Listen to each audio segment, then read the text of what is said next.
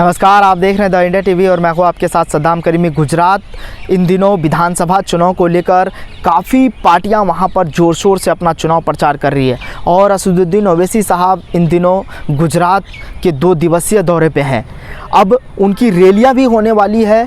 क्या इन चीज़ों को लेकर अब सवाल उठ रहा है कि क्या वो गठबंधन का ऐलान कर सके। हालांकि अब जो अरविंद केजरीवाल और असदुद्दीन ओवैसी साहब के बीच गठबंधन की सुगबुगाहट अब तेज़ होने लगी है और ये कहा जा रहा है कि उनसे और उनके बीच यानी आम आदमी पार्टी और असदुद्दीन ओवैसी साहब के बीच गठबंधन हो सकता है। हालांकि ये पार्टी सूत्रों के अनुसार बताया जा रहा है और कई जो बड़े नेता हैं उनका साफ तौर पे कहना है कि उनसे गठबंधन हो सकता है। लेकिन आज अरविंद केजरीवाल भी गुजरात दौरे पे हैं और उसके बाद वो भी कहीं ना कहीं गुजरात की जनता को रिझाने की कोशिश कर रहे हैं। लेकिन गुजरात की जनता अब साफ तौर पे कह रही है कि अब जो है, चाहे वो दानी लीमड़ा हो, चाहे वो बापू नगर हो, चाहे वो सूरत हो, तमाम जगह से हालांकि असदुद्दीन ओवैसी ने प्रत्याशी भी उतार दिया है।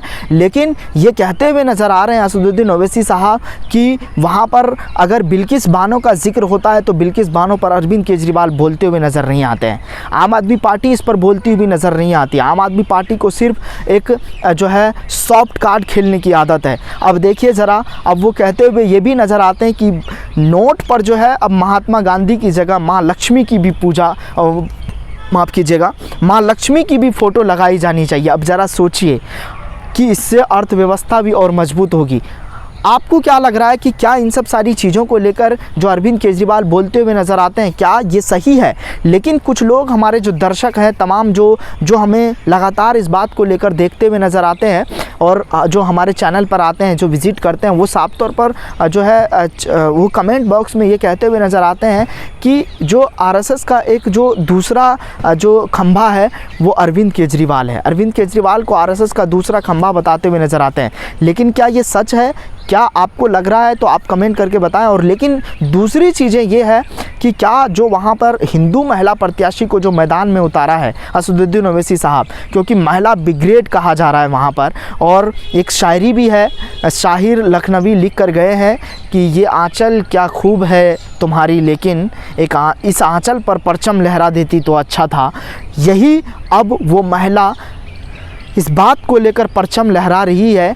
और जो हिजाब पर इतना सारे चीज़ें होती है और हिजाब को लेकर जब जिक्र होता है, क्योंकि मुस्लिम का जो वहाँ पर जो कोर वोट बैंक है उनको खींचने की कोशिश हो रही है। हालांकि जो कोशिका बेन परमार है उनको भी कहीं ना कहीं इस बात को लेकर अंदाज़ा लग गया है कि वो वहाँ पर इस तरह से चुनाव प्रचार करेंगे तो इनका कहीं ना कहीं फ़ायदा मिलेगा। हालांकि महिला ब्रिगेड क्या कुछ ओवैसी को फ़ायदा दिलाते हैं, क्योंकि इससे पहले भी लंबी फहरिस्त रही है असदुद्दीन ओवैसी के पार्टी में। चाहे वो मनमोहन झा गामा का मैं जिक्र करूं, पंडित दीक्षित द्विवेदी का बात करूं, कंचन सिंह का मैं जिक्र करूं और बनारस वाले मिश्रा जी का जिक्र करूं, उनको भी उन्होंने पार्टी में लाकर शामिल कराकर उनको टिकट देकर चुनाव भी लड़ाया, लेकिन उसका कुछ फ़ायदा देखने को नहीं मिला। हालाँकि उत्तर प्रदेश के चुनाव में 100 सीटों पर वो चुनाव लड़े, लेकिन इस बात को लेकर वो कहते हुए नज़र आए कि क्या इन सब सारी चीज़ों को लेकर गुजरात में फ़ायदा होने वाला है। क्या गुजरात में अरविंद केजरीवाल और असदुद्दीन ओवैसी साहब के बीच जो गठबंधन का सुगबुगाहट तेज हुआ है, क्या वो हो जाएगा?